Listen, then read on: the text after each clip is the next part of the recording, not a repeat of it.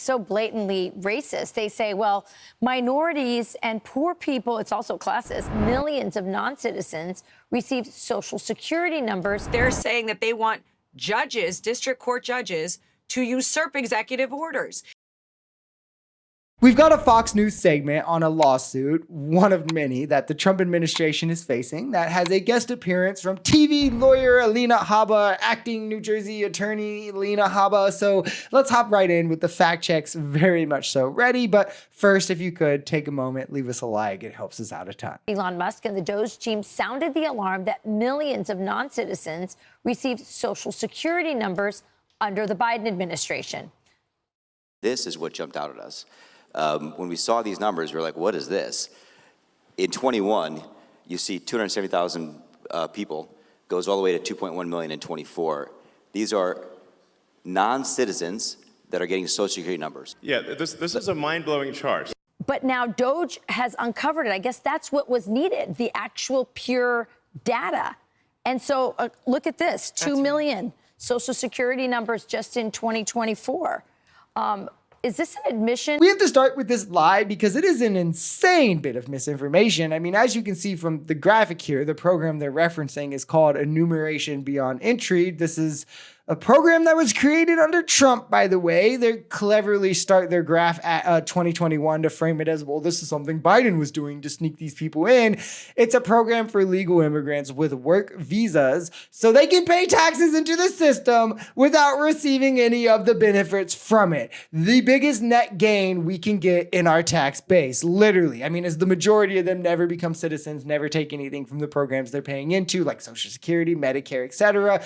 You can't write this. Like, you can't. These people are either so dumb that they didn't realize, or they're just disingenuous. There's no other answer. They're just framing something that is legitimately in no other way. You can't say it's not a net benefit for us, where the Social Security cards also literally say not for voting, not for identification on them. You can't just vote with a Social Security card. I mean, they're framing it as a plot to secure voters forever, and it's just so dumb. Because the entire executive order that the president had written requires some proof of citizenship, an ID, a passport, something that says that you are allowed to have rights to vote in this country. And now what we're seeing is them saying, wait a minute, that wasn't the plan. That wasn't the plan when we opened up the border. That wasn't the plan when we were funding illegals that now hurt our citizens and now are raping women or trafficking or bringing in fentanyl. That wasn't the plan. We wanted to have an increased amount of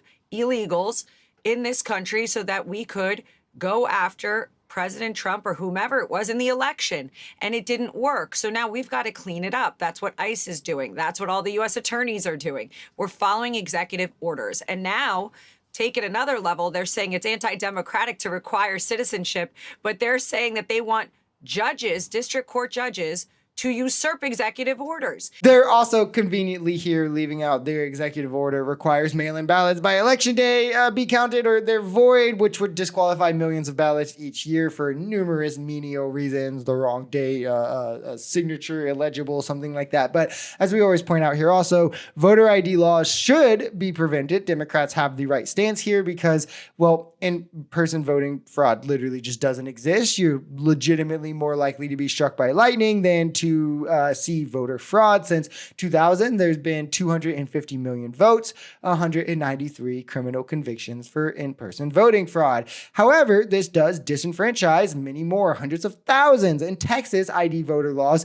disenfranchise 600,000 voters. Now, times that by 50, you have about as many as you could expect in a federal election. Mainly, by the way, demographics that don't vote Republicans, which is why they have these issues. This is the only reason they want to prevent it. If they cared about safe elections, they wouldn't support the only guy who tried to do widespread election fraud literally in our last election before 2024. Part of their defense, it's so blatantly racist. They say, well, minorities and poor people, it's also classist, can't get an ID. Well, if that was the case, why wouldn't you make your effort to help people get ID cards, which we know is not true? I mean, you can't rent an apartment. You can't have a bank account without an ID. I mean, it's just a crazy argument. Yeah, and if they want to talk about low income, well, if they're receiving welfare benefits or Exactly. any of those items, then the exact amount of effort that it takes for you to do that, to fill out paperwork, perhaps what they should have out there is people registering to see if people are actually citizens, if they came into this country legally. You have no I love how MAGA constantly owns itself by showing it just quite literally does not understand what racism is, or classism for that matter here. I mean, for MAGA, if you talk about the systemic disadvantages that hold black people back in this country, they're like, well, look, you're racist, LOL, you're saying black equal dumb and poor, but then they'll defend the guy who's been sued for racial housing discrimination, or people who throw up Nazi salutes and be like, well, that's not racism. I mean, it's literally just a fact, right? And it's not even just a black or a poor person thing. Many demographics, those over the age of 65, Latino voters, black voters, low-income voters, rural voters, they all have significant problems getting identification from availability, mobility, financial resources, lack of required paperwork, where,